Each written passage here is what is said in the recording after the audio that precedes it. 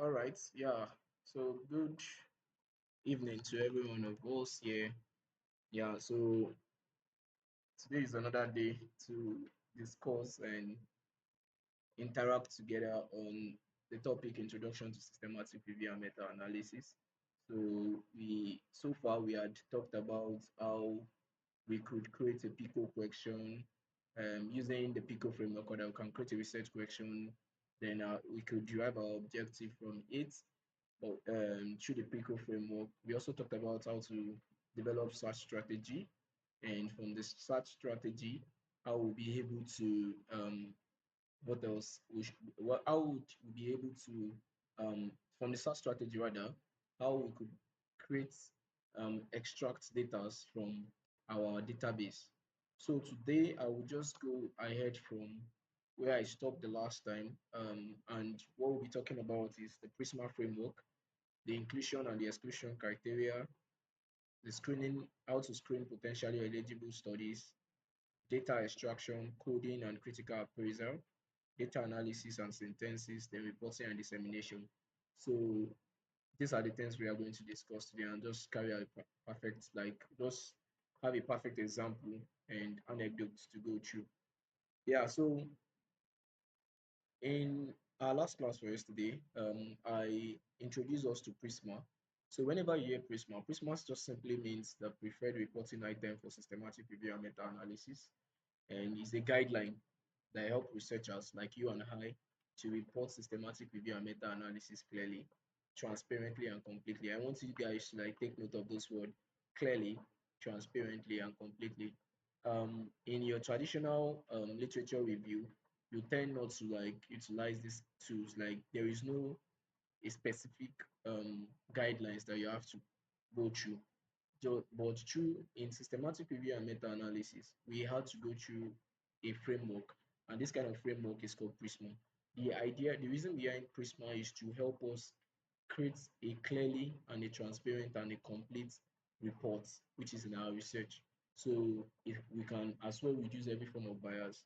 So in Prisma, Prisma has three components, just as you can see on the screen.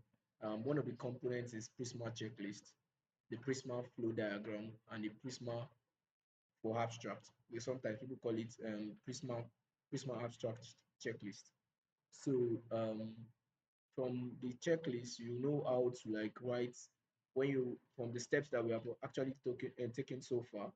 You know how to like report your systematic review for journal submission, then how to report your searches through the flow diagram that I showed you yesterday, which is just a part of the Prisma framework. Now we'll go straight to the Prisma checklist. So the Prisma checklist is more like a reporting blueprint. So most times people call it a blueprint that ensures you report every part of your study with various key sections. So there are different key sections on a Prisma checklist. So the idea is to guide you on how to like report your work so you don't miss them. So if some for someone who wants to do systematic review and meta analysis, you should get his or herself familiar with this checklist. Yeah, so this is one of the checklists. You can see it begins with title. Now, when you are reporting your you are writing a systematic review and meta analysis, your title should identify the report as a systematic review. So if it's a systematic review and meta-analysis, you are supposed to show that. For example, if the title of my research is the effect of voucher on, let me use on the yield of maize crop. So you don't just write effect of voucher on the yield of maize crop and you submit it journal that way. Nobody will know that it's a systematic review and meta-analysis. So when it comes to systematic review and meta-analysis, it could be systematic review alone. I'm just using systematic review and meta-analysis. Someone could decide to just do systematic review alone and or just do systematic review and meta-analysis. Actually, I've not seen any paper or it's possible that does only meta-analysis. It's possible for someone to just like do meta-analysis alone. So how do I create my title? Whenever I'm working on a systematic review and meta-analysis, I must write, you write effect of voucher, like your topic rather. Effect of voucher on the yield of maize crop, colon, a systematic review and meta-analysis. And if it is just a systematic review, you just write a systematic review. So people can know that, okay, this particular paper is a systematic review and not just any literature review or a quasi-experimental studies. I hope we are getting it. Yes. All right, thank you. So abstract, how do you report your abstract? Now, we are going to talk more on abstract checklist on the next slide. But take note that there's a way we report our abstracts.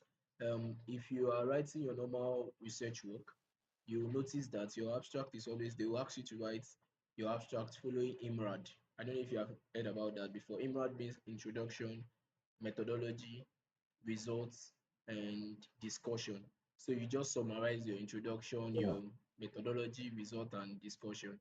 Whereas in for systematic review and meta-analysis, because the framework is quite different, like the way you write is quite different.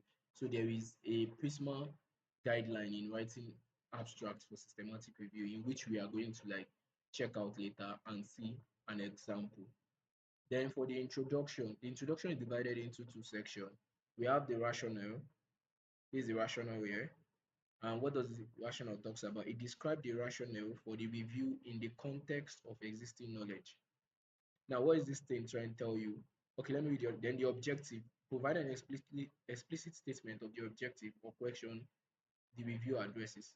So, for example, if my review is on the effect of voucher on the yield of maize crop, it shows that my introduction should contain information when I'm writing, just like your normal how you write your introduction, you review many literatures, is the same thing here. So your does that your information should contain information on maize as a crop. Then you talk about voucher, different sources of voucher, then how it has affected you over time, what is the current limitation in the studies. So these are all what you are going to write in your introduction, depending on your topic. I believe we all know how to do that already. So then you cite normally using the APA, depending on the journal. Some journal might ask you to use APA 7, some might say you should use APA 8. So APA 10 and something like that. So after you give the review of all existing knowledge, all the papers you have read that you used, like write your rationale. The next thing is you are to provide an explicit statement of the objective or question of the review addresses, in which the review is addressing. Now, I can't remember the one we did last time when we were trying to talk about small scale farmers, the effect of drought resistance, um, planting material on the income and yield of small scale farmers. I think one of the objectives that we try to look out for is we want to see if um, actually drought resistance planting material truly affects the income of farmers. So we write out this objective, those key questions we want to answer, those are the objective. So by the end of this study, we should be able to answer this. We should be able to answer this particular thing. So when you're writing your introduction, after like giving the review of all existing knowledge that you have to tell us, okay, what are the objective or the questions that your review is trying to answer? Is your review trying to see the effect, a topic that says effect of voucher on the yield of maize? Okay, what are you trying to check? Are you trying to see voucher if voucher affects the yield of maize, what influence the yield of what influence voucher to affect the yield of maize? All those kind of information. What were you trying to check out? Like those questions that you need to answer, you put them under your introduction. So you know where to like if you are writing your systematic review, the draft, these are the things that have to be there. Then under your method, you report your eligibility criteria. Okay, you specify the inclusion and the exclusion criteria. What did I think I talked about the inclusion and exclusion yesterday a little bit, but I'm going to go deeper today. So the studies that you collected or you collated, um, how did you arrive at those studies? What was your inclusion? Okay, for something to be among the study that you are going to review, what were the inclusion criteria? Could it be, oh, I'm looking at studies between 2010 to 2025? Am I looking at studies between that talks about Mazid? Oh, yeah. So those kind of things, you write out your inclusion criteria, what how you were able to come up with, probably out of 3 million studies, you came up with 54 that you use for this analysis. So you state it there. Then your exclusion criteria. Most times your inclusion is gotten from your exclusion is gotten from your inclusion. If my inclusion criteria says that, oh, I only use papers that are from 2010 to 2050, 2025. Any paper below 2010, I'll remove them. So those are my exclusion criteria. I could say any paper that is not written in English, I can't be reading papers that are in Chinese or um, in French because I'm not fluent with it. So I would include them in my exclusion criteria.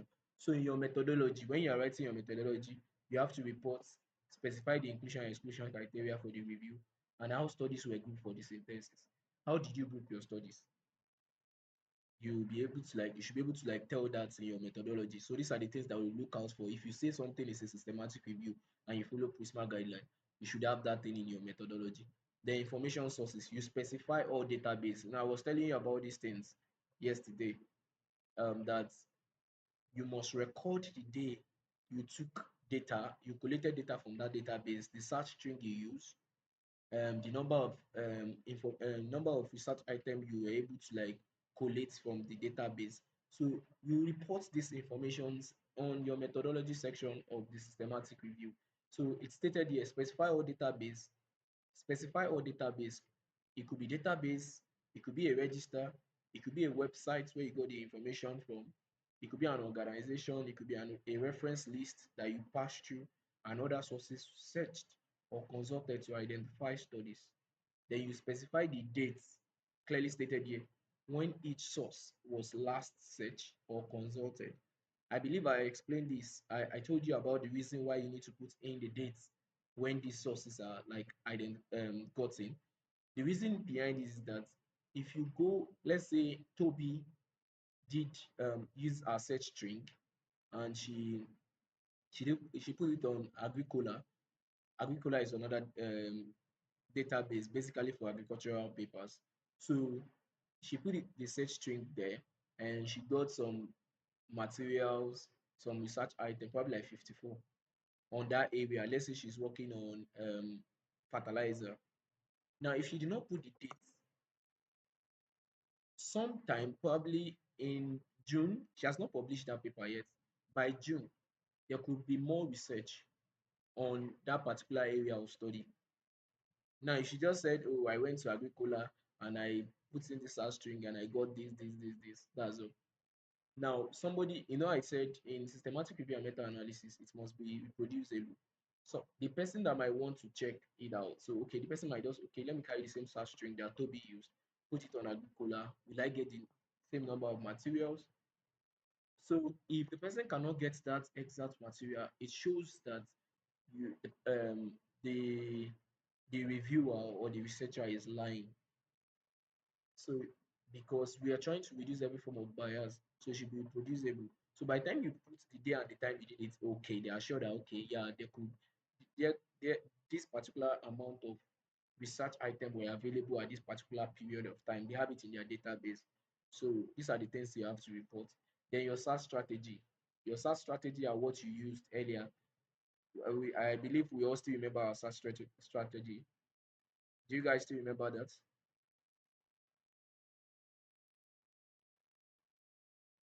Are you guys still on the call, please? Yes, sir. Yes, sir. Yes, sir. Yes. All right. Do we still remember the search strategy? Yes, sir. All right. All right. Thank you. I want to be sure, please. Okay. This the search strategy is the formation of the keywords, if I'm right. Yeah, yeah. Those strings that we use that I explained about, let's say small scale farmer, we say Yes, small yes, scale farmer or rural farmer, then we use the booleans connected together. So those are the yes, things yes. that I we use. remember. I'm just trying to be sure that that's what you're talking about. All right, that's okay. That's okay. So you are to present the full search strategy for all database. If you do not make use of one database, For example, some people might decide to change the search string they use for different database. Why? Because some database has their the kind of boolean that they understand because it's built differently. So some might utilize different data search string for different database. So you have to report, okay, I visited Agricola and I use search small scale farmers or rural farmers, something like that. Then but when you went to um Google Scholar, you use another search string, you must report anything that you did. So you must it's just like at all form of honesty. That's what Prisma is trying to get. Yeah, so the selection process, how did you select? You specify the method you use to decide whether a study met the inclusion criteria of the review, including how many reviewers screen each record and each report retrieved, whether they work independently, and if applicable, details of automation tools used in the process. So under your methodology section, still under it, you have to report the method that you use to decide whether a study meets, like that method I used to decide whether a study meets the inclusion criteria. Most times, the method that we use is our PICO framework. From the PICO framework, you already know that you know your participants, you know your intervention, you know your comparison, you know your outcome, you know what you are looking for. You have narrowed it already. And from your PICO framework, you're able to derive your inclusion criteria. So from there, you don't need to, that's where you state, okay, I use PICO framework to determine my inclusion criteria, and these are my inclusion criteria. So, and this is how I end up getting 54 papers or 20 papers out of 3 million. So they tend to know, okay, these are the things that the inclusion criteria that you used. And please note that you don't just create any inclusion criteria. Your inclusion criteria should come from your PICO framework, because your PICO framework helps you to answer those questions those objectives, those questions that you wanted to answer. So you want to find out why fertilizer A is better than fertilizer B. That's why you could say, oh, fertilizer A is my intervention, then my comparison is fertilizer B. So if you don't put those things there, you won't be able to like your they might fault your inclusion criteria. They will fault it, and if they fault it, you have to go and start all over again. So we try to avoid those things, except you are going for a low budget journals that are not true journals. And for a researcher, you won't put your work in a high impact journal. I hope I'm still very, very audible. Yes, sir. All right, thank you. Yeah, so the data collection process. So you are going to report, specify the method you use to collect data from reports, including how many reviewers collected data from each report, whether they work independently, any process for obtaining or confirming data for study investigator, and if applicable, data of automation tools. Now, how did you collect your data? We are going to get to that place. Did you use Excel? Did you use any automation tools? Are you the only one that did it alone? Now, it is always advisable when it comes to systematic review that one person is not doing it alone, because we are trying to reduce every form of bias to a minimal level. We can't remove bias totally. Humans, we are biased normally, so but we are trying to reduce every form of bias to a very minimal level. In fact, if possible, 0.0001. So it's advisable that you have two or more independent um, collaborators, researcher, and that's why one of our goal here in SAIL is that when you are done with this training, you are going to collaborate together. Those people that want to work on sustainable agriculture, research a topic on sustainable agriculture will come together to work on one particular topic. Those in um, agricultural economics, a topic on agriculture, probably policy making, and that will come together. Because your view of thing might different. Let's say, for example, when I am checking through those papers to add my inclusion, I might feel like, oh, this paper talks better. This paper talks about this thing, and I'll okay, yeah, I'm going to include this paper. Whereas Stephen could check a particular paper and tell me, well, this paper is not talking about what we need, and decide to like exclude it. Whereas Toby is including it. So when you now notice that when two independent researchers now like have those kind of conflict, more like conflict, they'll come together. Okay, Toby, I saw that you excluded this thing, and you included it. Why did you include it? Why do you exclude it? So you all come to a common ground. Then you giving your reasons behind why you included this study, and she giving a reason why she excluded this study. will make you come on a common ground and see things. Okay, probably I was being biased at this end. I didn't know. Oh, probably I'm trying to favor a paper that comes from my school or stuff like that. So it helps us to reduce bias to a very minimal level, and that's why in Prisma it's always advisable. But if you are the only one working on it, it's fine. Yeah. So you report all these things, then you list and define all other variables for which the data were sought, e.g., participant and intervention characteristics, so on and so forth. So you can check this out later. Then you report your study weeks of bias assessment. This is a very key area in systematic review and meta-analysis. We always run weeks of bias. There are different kind of weeks of bias too that are available. I think that will be an assignment by the end of class. I'm going to give you. I'm going to tell you to go check out most of these tools. I know of Cochrane. I know of is it Ravman or stuff like. I can't remember vividly, but I know of vividly. I know of Cochrane. So there's Cochrane weeks of bias, and it has its own different should I say guidelines that you use to check those materials, those paper, those paper that had gone through your screening, your exclusion criteria, those paper that you are combining together to get an answer to your questions. You have to still review them. You have to like um assess their bias. Are they actually biased? How will you know that they are biased? There's like for Cochrane, Cochrane has it looks into blinding, it looks about screening. You will see some option there that, oh, does this researcher that did this particular work, does it properly screen the um the participants from the comparison, stuff like you could find something like, oh, those are the, like for example in an area like psychology, they might have like you might have something like where the treatments completely blinded so that the researcher do not like favor, when we are doing research we tend to like, because let me give you an example. You are working on a fertilizer, you definitely want your fertilizer to do well than the one you are comparing it to. So like should I say, in as much as like most times you want to like favor it in one way or the other. If you are measuring probably your plant height, you're like, okay, this thing is 2, let me give it 2.1. You just like you are not following it like tactically. But when it comes to your comparison, you want, okay, this is 2, probably 1.0, stuff like that. You report that way. But when it comes to meta-analysis, weeks of bias help us check the author. Okay, does the author did this? Does the author did this? So and we rate it. There is high risks, low risks, and I think the last one is if it is not stated.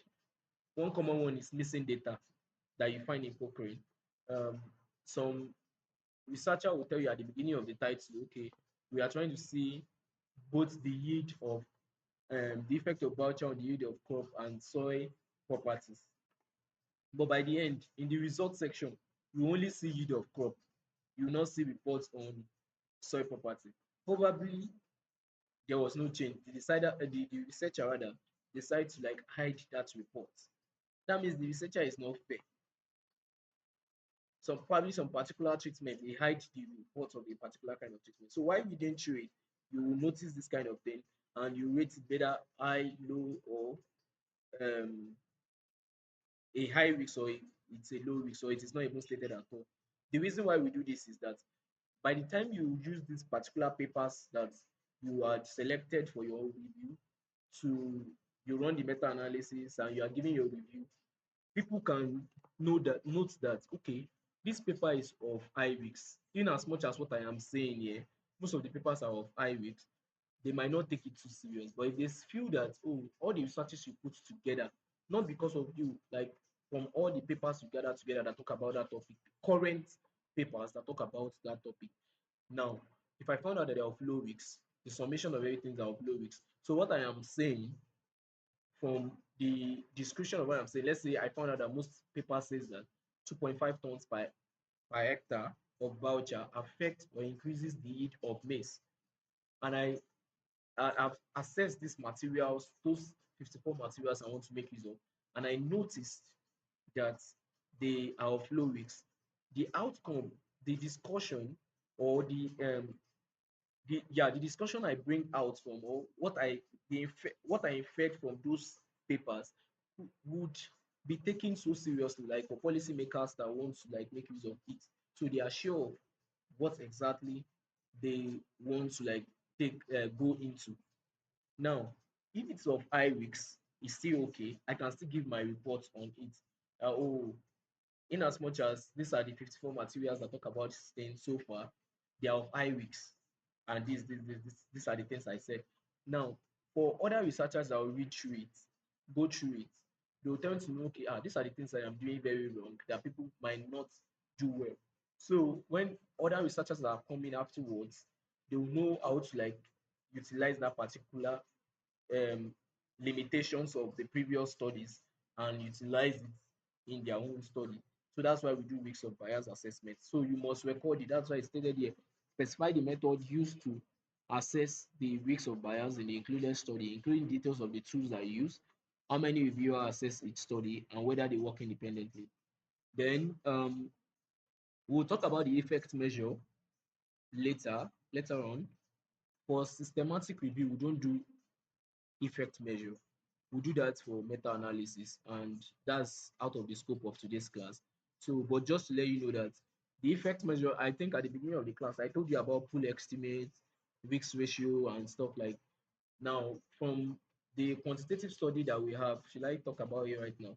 Yeah. So from the quantitative study that we have put together, we'll run an analysis on them, and we'll be able to come up with a pool estimate, like an average estimate, to say that this particular thing, okay, this is what is affecting this particular thing. That's where the analysis come into place.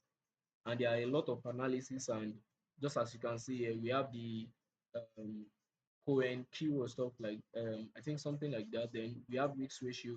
We use Wicks ratio mainly for dichotomous. When you hear dichotomous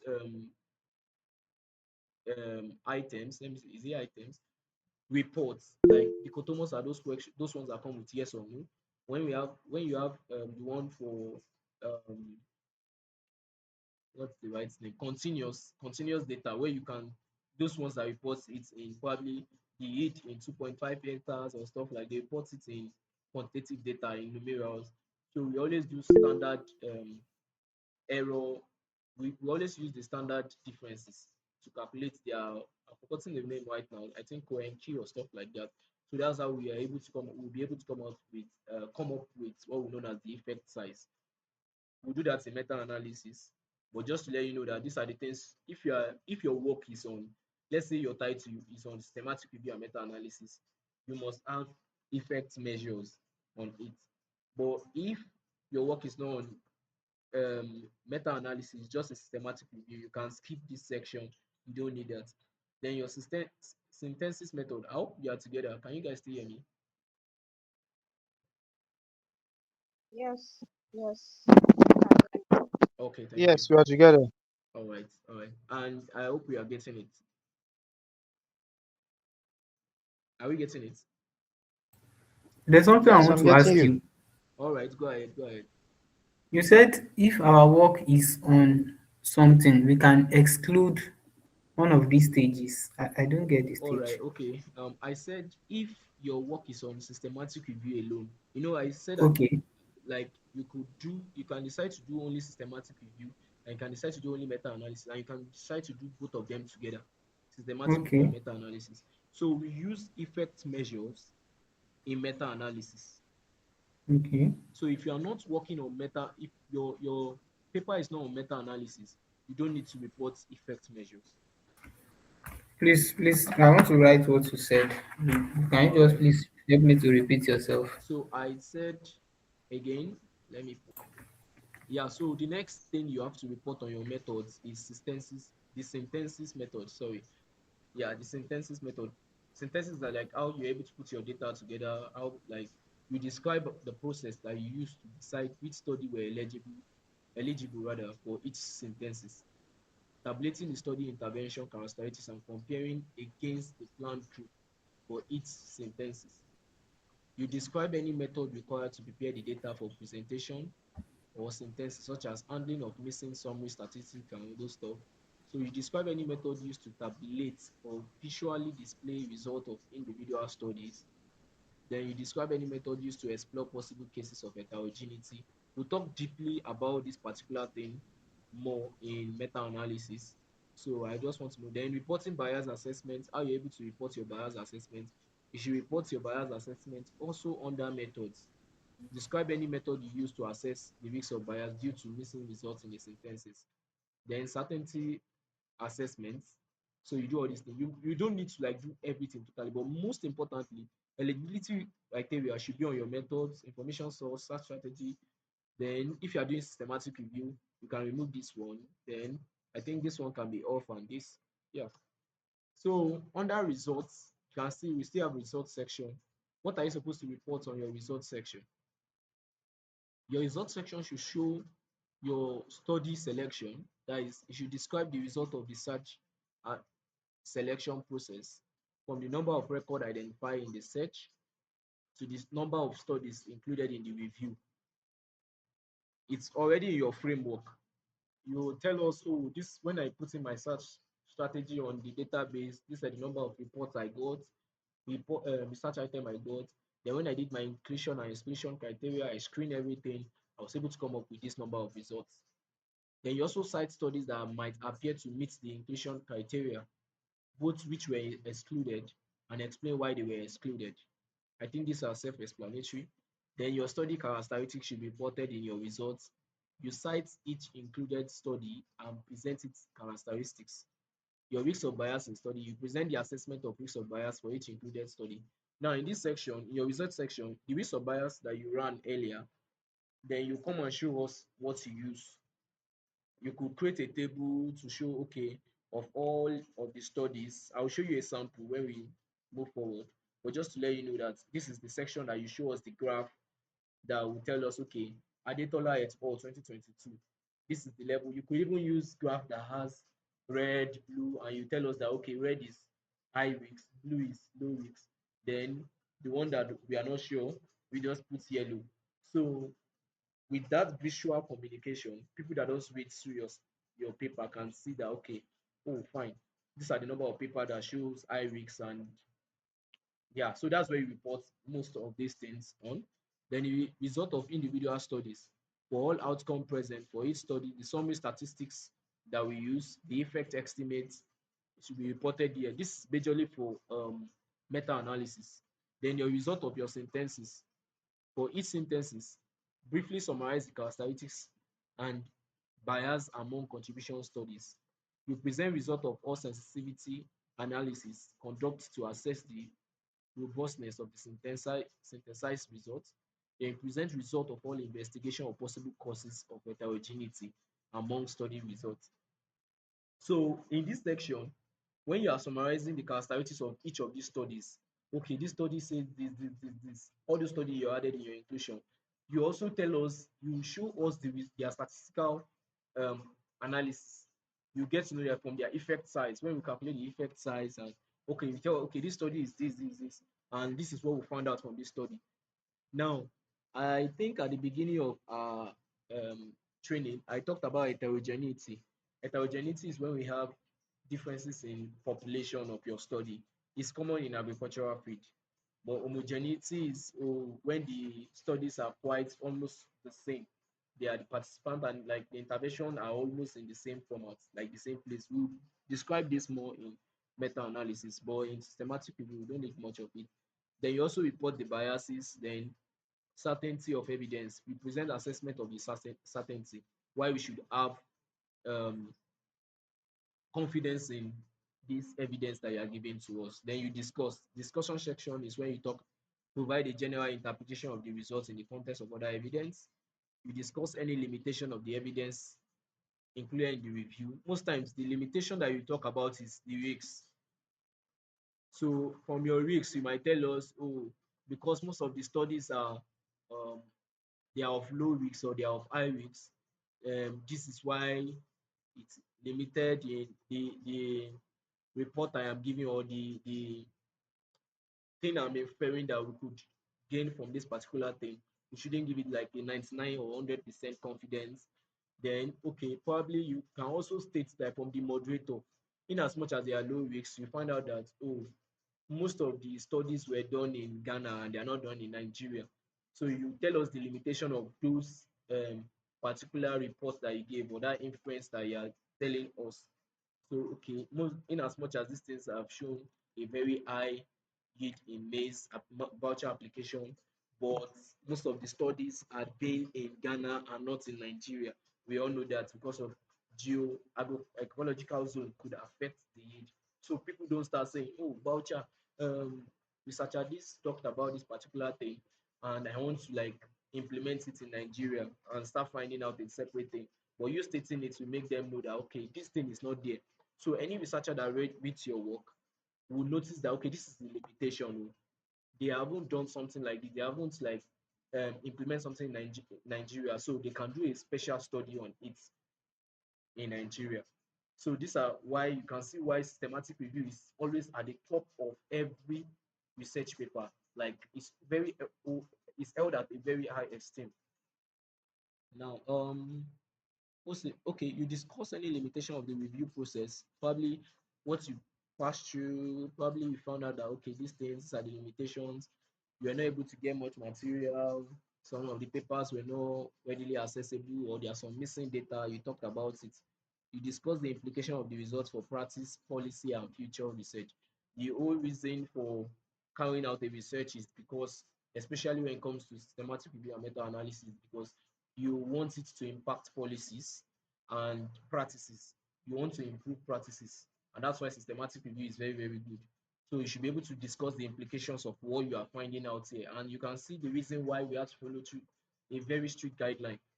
So you don't give us um, a report and sorry and implications that are not true um, true what was the right word now, that are not true representation of what is happening. Just imagine somebody did not do weeks of assessment or study, and you told us you do systematic review, and you came up with voucher at 20 tons. Sorry, I'm fond of using voucher because that's my area of study. Um, voucher at 20 tons per hectare has been helpful. It increases yield of maize for farmers. Whereas if you had run a weeks of assessment, we could have told that most of the papers that the researcher is using are even high risks.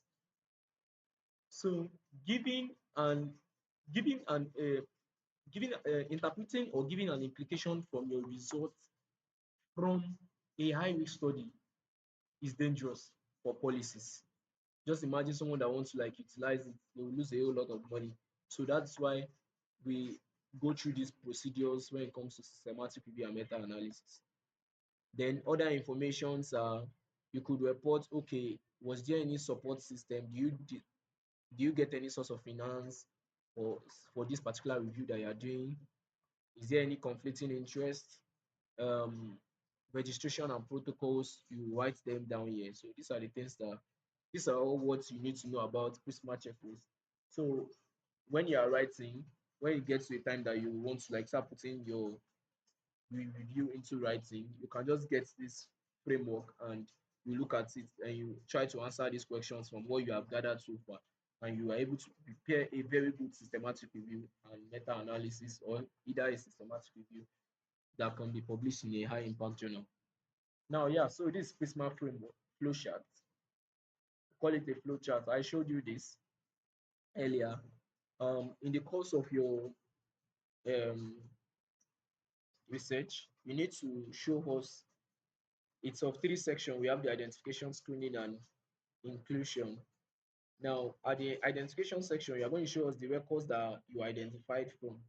Now, each of these databases, if you use Agricola, if you use Google Scholar, if you use Web of Science, the number of papers you got there, I will just come here. If I got 1,000 papers, this is before screening, before I started removing any of them.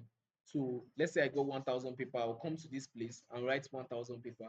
Then under it, I think I made that example for you for you guys yesterday. So if it's from Agricola, I got 500, I'll write 500. If I get Google Scholar, from Google Scholar, I got 500, I got 500, I'll write 500. That makes up the 1,000 that I got from databases. Then from registers, these are works that are not published in any of these databases, probably from an organization and co. If you get like probably like 10 papers from there, you record okay 10 papers, then you tell us where you get it from. You can write it in this box. This block box is flexible and it's editable. So you can as well just do it your own way around. Then these these are all the papers you got when you input your search strategy. You put them down here. Do you understand this?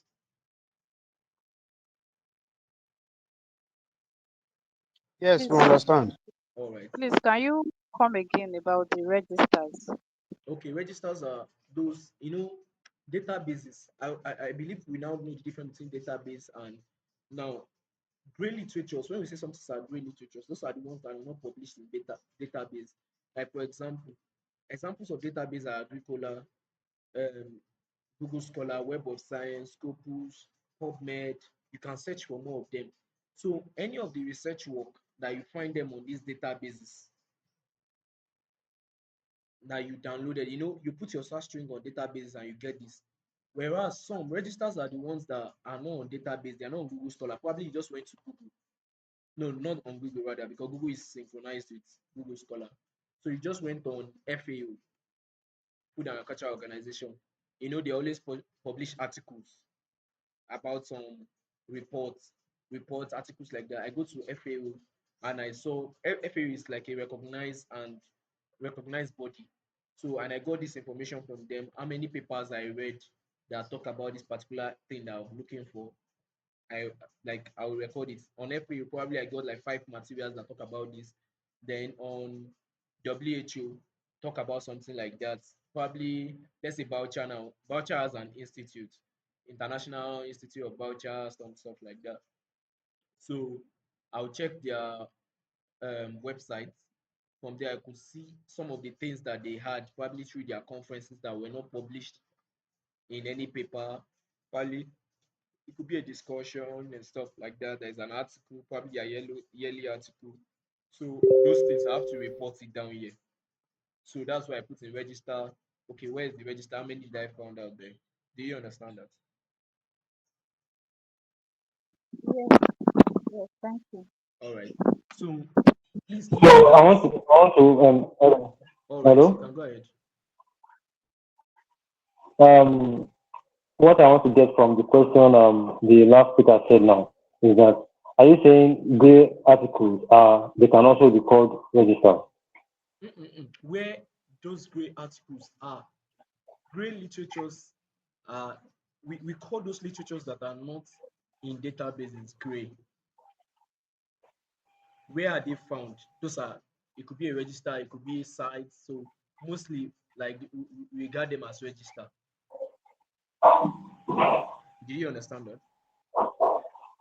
Yeah, I understand. I Yeah, understand. yeah. So as long as it's not in a database, any information, any paper, any article that you take, either it's an abstract or stuff that is not from a database, they are regarded as green literatures and they can be found in any registers.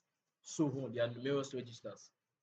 Now, so please note that these were the information you got before you started screening. Then when you started screening, records removed. That's why you can see that arrow. Records removed before screening. Now, before you started screening out, you have to let me explain this. Because let's for example, you went to Agricola, you got 500. Then you went to Google Scholar, you got 500 papers. Now, there is high chance that there will be duplicates. Reason because most of these papers are available in the World Wide Web, and these databases work with World Wide Web. So some papers that you might see in Google Scholar will still be available in Agricola, while some that are in Agricola might not be available in Google Scholar. So when you now combine your studies together, when you bring all those papers together, you now have to remove duplicate. That's the first thing you have to do. You remove duplicates. Let's say out of that 1,000, there are about 500, let's say 400 of them. You could find 400 of the materials that you find here, and you can also find them in Agricola. You can also find them in Google Scholar. So you now come here and report, okay, out of those 1,000, the number that are duplicated are 400. So I'll record 400 there. So it's remaining how many like that? 600. So records marked as ineligible by automation tools. If you use any automation tools, the record that are marked ineligible, you record it. records removed from other reasons. Okay, what are the other reasons? Basically, we always shun these two areas, but it's here duplicate first. You remove anything for duplicate. So these are the duplicates. So let's say by the end of this, you found out 400 duplicate out of 1,000 that was supposed to be here. So you have 600 left. So that 600 that was left is what you record in your record screen. This way, record screen means those paper that were available after you have removed every duplicate. That means there are no double papers. You know, at the beginning, I told you that when you are doing systematic review and meta-analysis, that each paper is regarded as an is like an individual entity. So you don't replicate any data, you don't replicate any paper. So that means you have to come here. It's remaining 600 under record screen. I write 600. Do we understand that?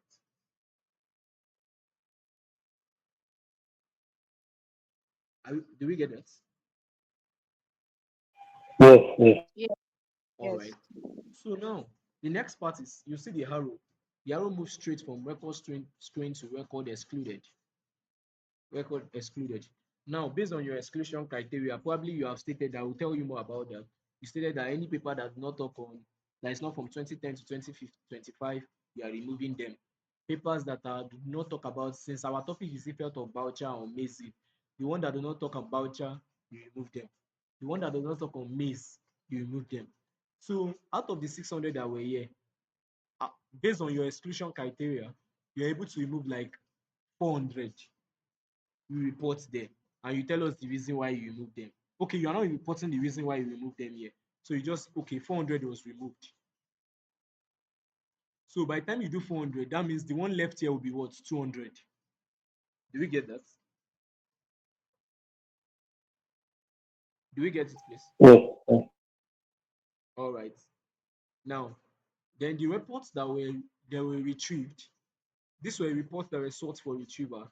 So yeah, before you retrieve, sometimes some of these paper might not, let's say you're trying to retrieve them from your database, they were not like, probably something happens and you're not able to record. Let's say you're able to retrieve everything, you record it here, 200 that you got here, you retrieved everything from the database, 200, but probably something happened, you're not able to retrieve everything, you tell us the number that were not retrieved, you record it here and tell us what is left here. So let's say I was able to retrieve just 20, 80 was not retrieved, I'll write 80 here. Then the report that we assessed for eligibility were 20. I'll come here and write 20 studies were assessed. You can see out of 1,000, we have gotten to 20. Now, the report that were excluded earlier at this section, I'm going to state why were they excluded. So I'll write my reason 1 year. Okay, they did not meet up with my location criteria. 2, they were not talking about maize. 3, it was not a quantitative study, it was not a randomized control trial. So all those things, you put them here.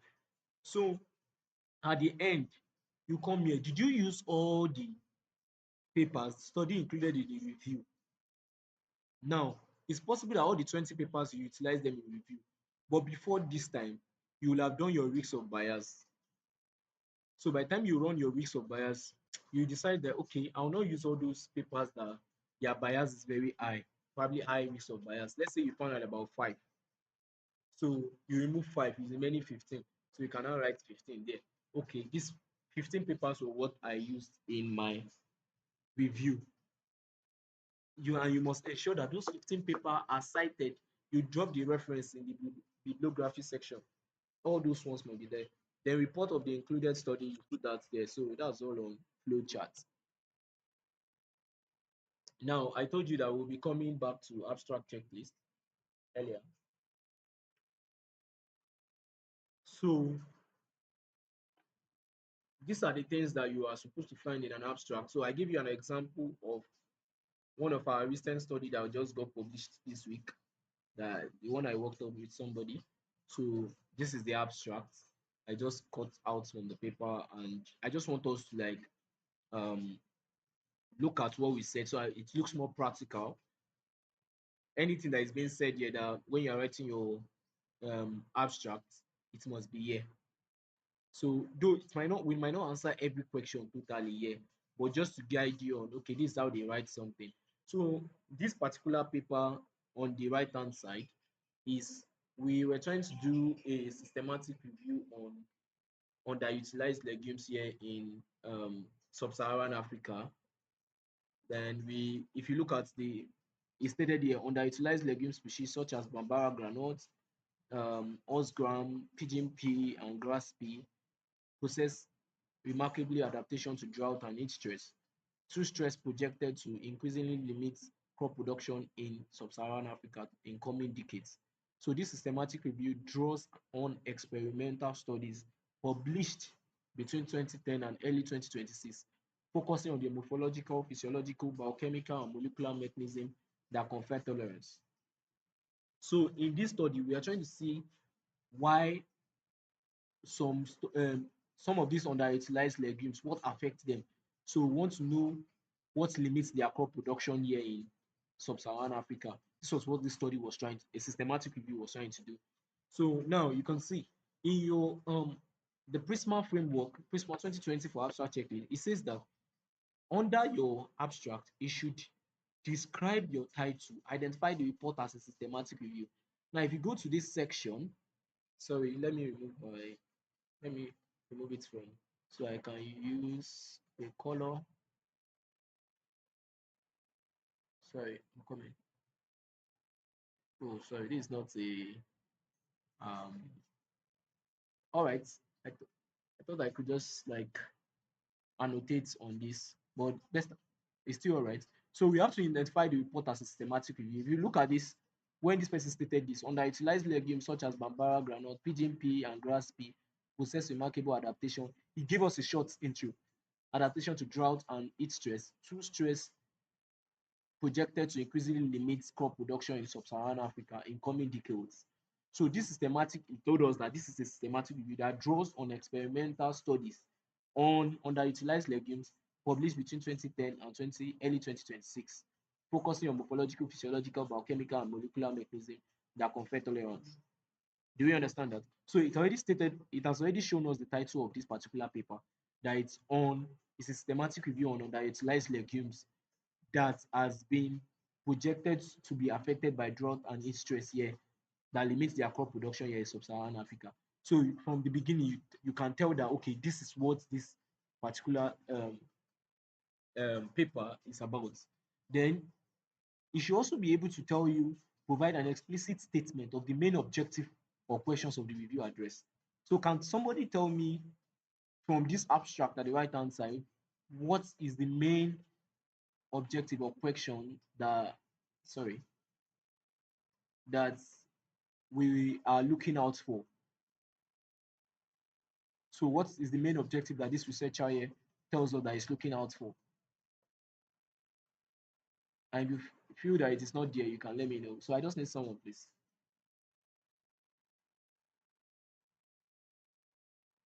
Are we still on the call? Yes, give us like 2 minutes. 2 minutes. Just read it now. You cannot volunteer and read unless I'll guide you. Who wants to volunteer? Or should I just call someone? Let's make it snappy. We have a long way Yes, to go. call someone, do random calling. We have a long way to go. So let me see who I've spoken in this class. We actually few in this class today, and today is actually a very important one. All right. All right. Hello, Moses. That, Yeah, I can that hear you. that screen is Yeah, too I can hear tiny. you. That thing is too tiny, so I'm not seeing it very well. All right. Do you want to try it? So I'll All take right. it Do you back want to to you. try it? So I'll take it back to you. If I can see a bolder view, I will definitely try. All right. Let me I try can it. All see right. I it. Let can me see try it. it. Let me try it. Okay, I didn't click and see it. Okay, I didn't click and see it. So you So can read it and tell us. So, It's not okay. He said underlisted, underutilized legume species such as Bambara granite, yeah, horse just gram, okay. Thank you. Just and keep reading grass. it. I would say the objective is identifying the underlisted legumes that possess adaptation to drought and heat Oh, in okay. sub-Sahara Africa. In sub-Sahara Africa. Thank you. One of the objective. Okay, go further. I think was that the only objective? Let's Okay. confirm together. Okay. Okay, let me go further. This systematic review draw an experimental study published between 2010 and early 2026 focusing on morphological, physiological, biochemical and molecular mechanisms confer tolerance confer tolerance. The analysis cover both the range of available studies and the method and environmental conditions under which these legumes have been tested. After screening 1,146 records, 28 Okay. peer-reviewed I studies. feel you should just stop there. Yeah. So another thing is Okay, apart from um those that possess remarkable adaptation to drought and heat stress, I think I noticed that another objective that we are trying to look out for is those, what do they use to process that adaptation? What is the main reason for their adaptation to that drought time? So we now focus on their morphological, physiological, and biochemical and molecular mechanism. Those mechanisms that they use. That's one another objective. So what were the mechanisms so that what were the mechanisms that the underutilized legumes utilize to adapt to this to stress? Do you understand that? Yes, yes, in a way. All right. All right. So thank you, Muftal. I think I heard in a way, like, is it not clear? I want it to be totally clear. I think is clear. No, it's clear, it's clear. All right. Because yeah, so when you sit down by yourself, you'll be able to identify what this author, I'm one of the author of this particular one. So you can see that our main reason is to see those ones that are out of thousands of underutilized legumes. You're trying to see if there are anyone that adapt, and if also what did they use to adapt, are they using any morphological, physiological, biochemical? So other researchers like the geneticists would know, okay, how can we do to increase this particular production if this some particular one that we identify here, let's say Kajanus kajan, was able to make use of a particular mechanism that we identify. So researchers, geneticists might decide to now, okay, continue the study in that area. Yeah, so you can see that it answers the objective, tells us about the title, the eligibility criteria, specify the inclusion and exclusion criteria. I'm very sure we identify it when we were reading, when Mufta was reading it here. He said the analysis cover a range of, even from here you can see, Steman draws on experimental studies published between 2010 and early 2026. So any papers that were not between this year's range were not included. That's an inclusion criteria there. Then it says the analysis covers both the range of available studies and the method and environmental conditions under which these legumes have been tested. So it tells us the inclusion criteria, and that there are studies that any study that did not tell us about the mechanism were not included. So that's it. Then information sources. You should be able to specify the information. So, please give me a second. Let me put on the lights here so dark.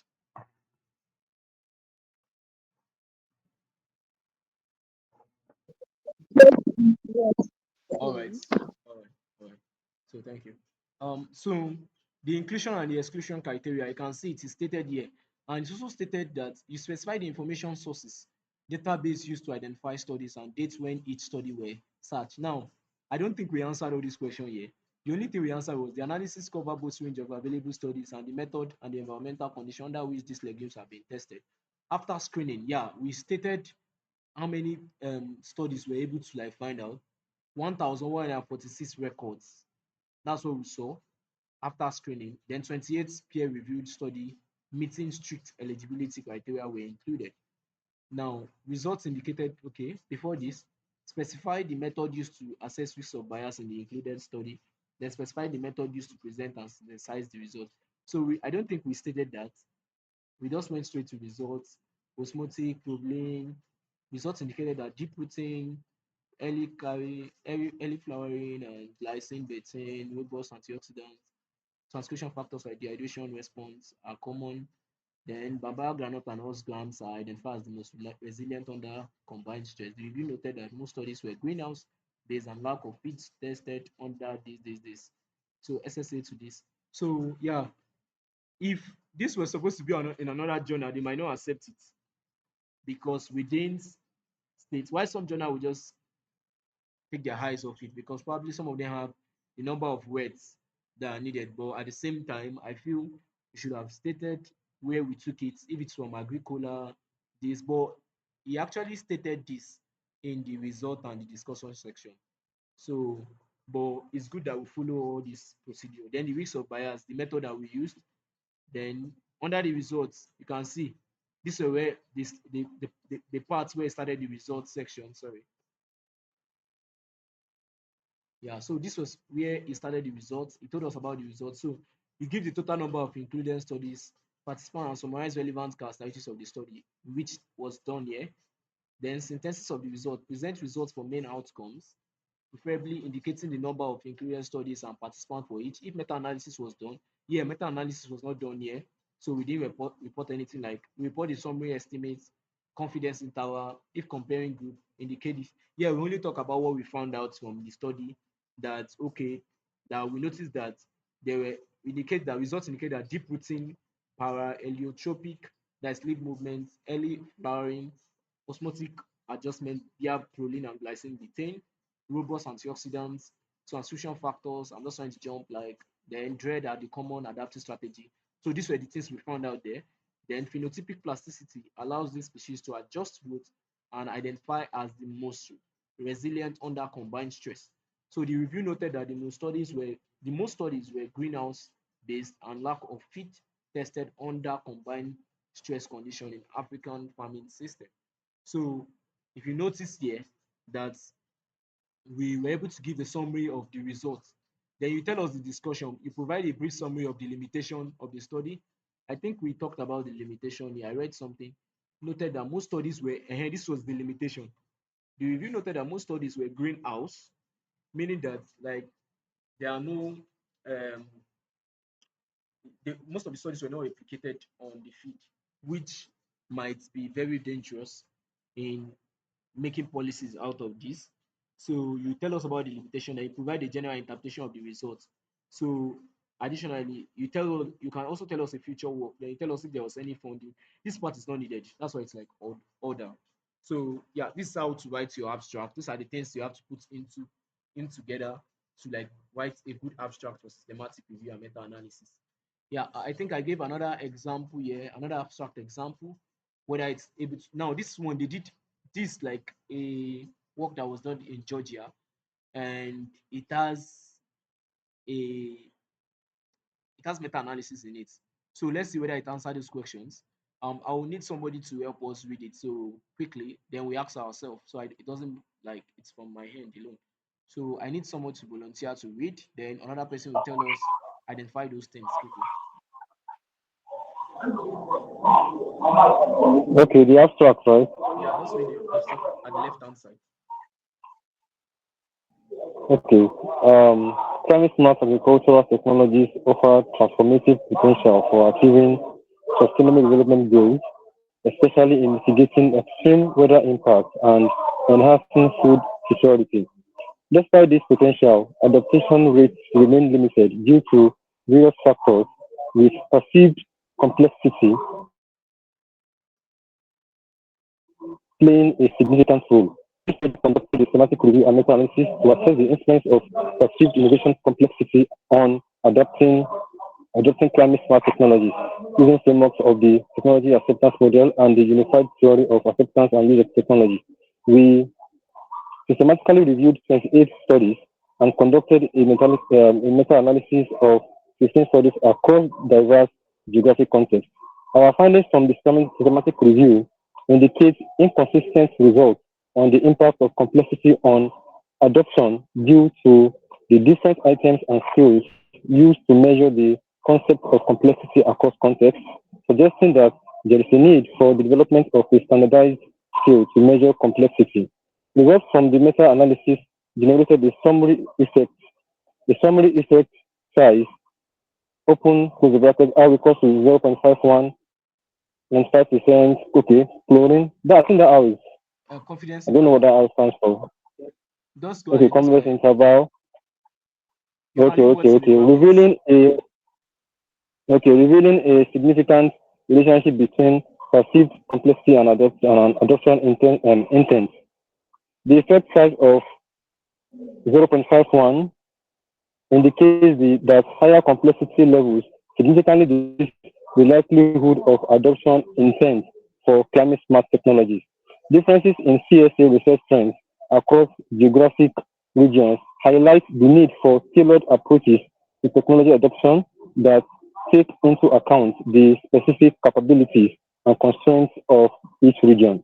These findings provides valuable insights for policymakers, extension professionals, and technology developers to design interventions to promote ease of use and enhance technology diffusion in sustainable farming practice and food security. These findings contribute to ongoing efforts to foster sustainable agricultural innovations, offering guidance to accelerate the global transition to more resilient farming systems. Yeah, thank you. Do we can we notice that we should notice that there was the first part tells us about introduction to the problem, right? So this gave us like Yes, introduction to the problem on climate smart agriculture.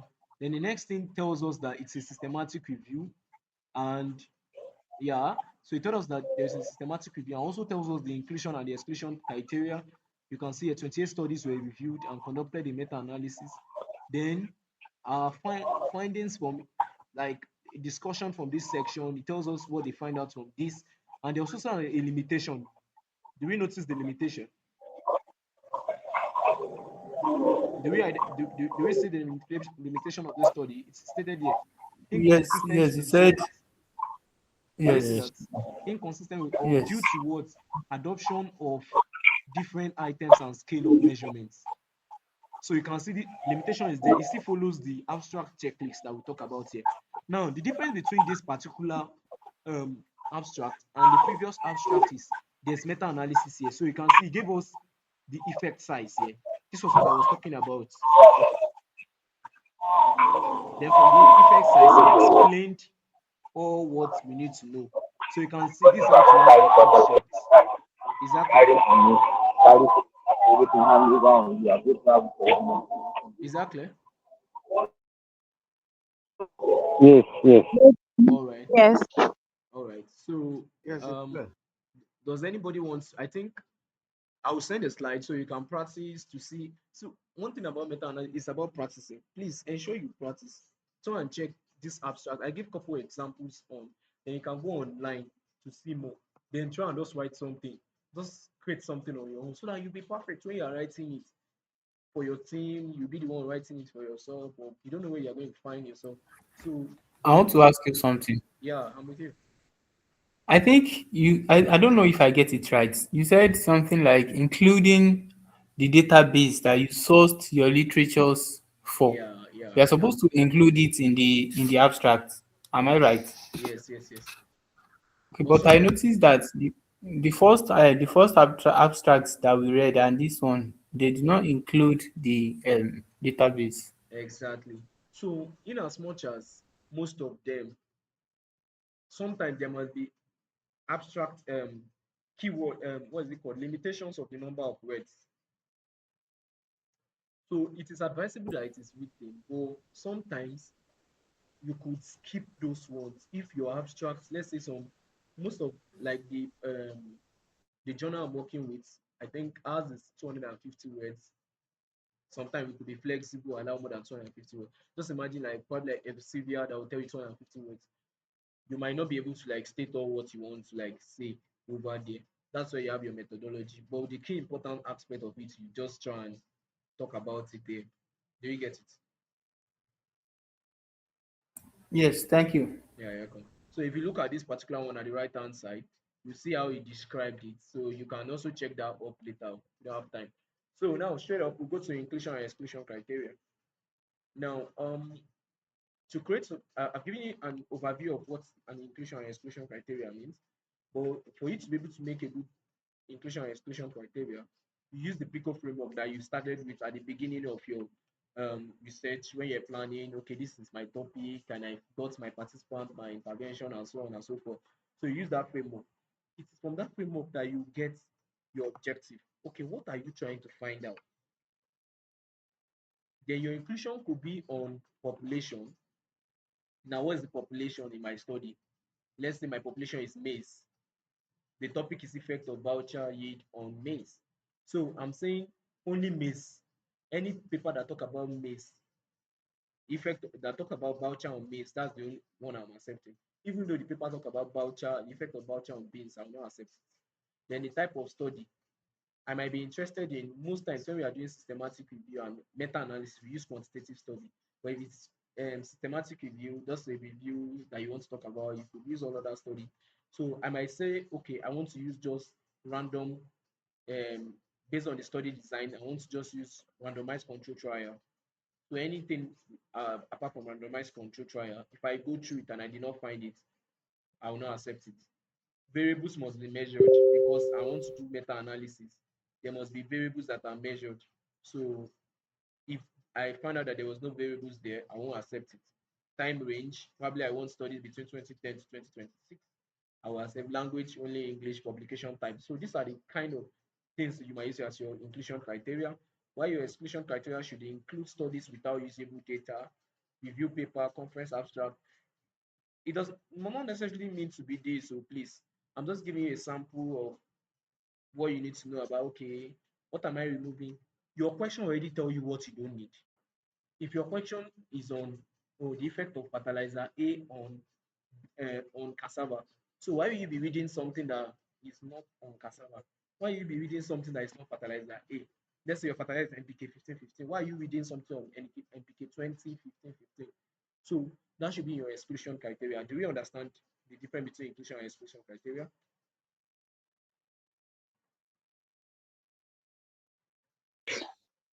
Do we Yes, get sir. that? Yes. All right, just one person. Yeah. All right, fine, fine. Now, okay, when you set up your inclusion and exclusion criteria, the next thing is your screening begins. How do you screen your potentially eligible papers that you now use for your meta-analysis or your systematic review? So in a systematic review, screening is carried out in steps by two independent researchers. It can be more than two. So you can always be one person, but it's advisable that it's more than two. So the first kind of screening you have to carry out is title screening. Based on your inclusion and your exclusion criteria that you have already written down prior to now, you start screening those titles of the papers that you collated. Do they meet the standard, the inclusion criteria? If they do not meet it, you exclude them and you record the ones that you excluded. Okay, then go ahead to, you always do title and abstract together. Please note that title and abstract is always done together. So you check the title, you check the abstract. Now I'm going to like explain how you do this um in practical later. So title and abstract will be connected together. You check the title of the paper, you also check the abstract. Well, is it talking about what I need? If what I'm interested in is in effect of voucher on maize seed. Is the title talking about maize? Is it talking about voucher? Is the abstract describing what I need? Is it stating the variables? Is it a randomized control trial? You'll be asking yourself those questions. If they don't meet up with them, you remove them, you exclude them. But if they meet up, you include them. Then the last stage is the full test screening. This is where you just check the whole papers and okay, these are the ones I have already selected. Out of those stage, please note that, let's say when you have screened, do the title and abstract screening, you got 54 that were included. Out of that 54 studies, you now have to check, you do a full test screening. Out of those 54, you might end up saying that, okay, this thing did not meet your criteria, then you remove them. So I said earlier that in screening, we have stage one. Most time they call this stage one and this stage one and two is called stage one. So in your title screening, you remove obviously relevant study that do not relate to your topic of interest or what you are trying to find out. Then your abstract screening, you check if it likely meets your criteria. Then the stage three is you apply strict inclusion and exclusion rules to see if those things talk about everything that you need to carry out your review. Then data extraction and coding. How do you extract data? When you have gotten them from the database or your register, how do you extract data? So the four things that you have to take note of is the characteristics of the study. You must add the characteristics of the study identification details, the quality assessment, then the data to calculate the effect size. But if your work is only on systematic review, you extract data on these three things. But if it includes meta-analysis, you have to extract data on this one because this is the fourth. This fourth one is what you use to calculate your um, full estimate, your effect size. Now, some might ask, oh, what's the meaning of characteristics of studies? What are the things I have to check? Let's please note that. Let me give you just a rough guide on your head that after you have screened those material, you have gone through the full test screening. Those ones that pass your inclusion criteria, those are the ones that you now create an Excel sheet to probably get all this information from them. Now, I'll give you an example. Let's say I'm working on the effect of voucher on the yield of maize. So in my study, I'll use the PICO framework. I'm going to show you how we are going to do this. Now, what I will ask myself, what type of maize? Now, these studies are on maize, but I have to know what type of maize are they. So I'll now write study one. Study one, let's say number one study is Mukala et al. 2025. I will now write what type of maize. I will write type of maize. It's some information I'm looking out for. If it's an hybrid maize, I'm going to write because hybrid and local have different effects. I cannot be generalizing that okay, voucher has effect on. What about if it's only on hybrid? So you want to see this information. So you ask yourself based on the information that you have, your participants, if somebody gave us drought resistance planting material, you ask yourself what are the possible things? What kind of drought resistant planting material are being used? There are different drought resistant planting material. Okay, where was it planted? The location. Okay, where is the farm size? Okay, what was the baseline yield before intervention? Then the intervention is what you added. Now I'm using voucher for an example here. So voucher differs too again. So I'm going to ask myself, and these are the things I'm going to be writing down when I'll be searching through all this material. Oh, sorry. What's the source of the voucher? Where is it from? Is it from palm kernel? Is it from wood? So we know that we are not just generalizing. What is the pyrolysis method that was used for it? You might not understand this if you are not in my area of feed, but it's just give you a direction that anything that you do, this is how you are going to ask questions. I'm going to give you an assignment so you work on it. Then application rates, because we apply. Some people can tell you that, oh, they are added just 20 tons. Another person will tell you 10 tons. So you don't just start making inference that, oh, voucher is affecting yield of maize. Whereas it is the one people that added 20 tons or voucher, those are their own that like were having effect. So you can see why we need to like confirm all these things. So you have to check the application rate and the timing and the method because the time you apply fertilizer matters too again. So you search about all these things in the material and you record it. You just create a Google sheet and you put in this thing. What I used to do is drop down menu. I can come up with drop down menu. So I don't have to be typing. So if I read this paper, I check through this paper and I found out those information, I just click the drop down menu on each of these things. Okay, you see, I will just create a drop down menu that talks about is it hybrid or not. So if it's hybrid, I will just click on hybrid. If it is local seed, I'll just click on local seed. So I can give some. So when I'm writing, probably I found out that maize voucher increased yield of maize. So I can be more specific in my write-up during the discussion section that okay, it is most most papers were basically on those that increased yield of maize were those from maize crop, voucher that were produced from maize crop, and at this rate, so people know that what you are saying is this. Then comparison, you tell us the characteristics of the control. The control is either called the placebo, that is the one that you are not applying voucher to. What's happening to you? What's the weight? Tell us information about it too, so we can compare. This information will let us know if the studies were actually homogeneous or heterogeneous. Then the outcome, the maize yield, very very important. We say yield. It can be measured in different places, can be measured in different methods. Some can tell you, oh, I measure my maize yield based on the number of leaf. Some will tell me based on the number of fruits. Some will tell you based, like, you have to report it. Okay, what was the unit? Some might report it in tons, some in kilogram. You have to like tell us what they did. Yeah, then the study identification. I think we are going too much. I'll just round up in the next slide. Then we'll continue next week from the other part so we don't get too bored. So the study identification details. Um, in this section, we are going to talk about the author so you don't lose track. Before, this is what I always do. I'll just create a sheet that talk about, I'll write author as the first name. So I'll write the name of the author, the year of publication, the country where the research was carried out. Then the study design, what kind of study design is it? What sample size? Then beside it, I'll now write the information I need to get from it. Let me just show you a practical example so it doesn't look abstract.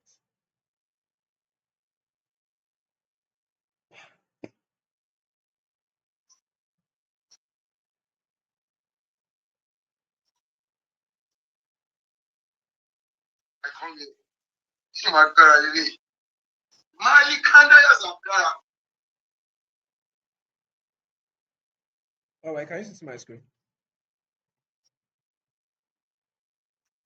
Yes, sir.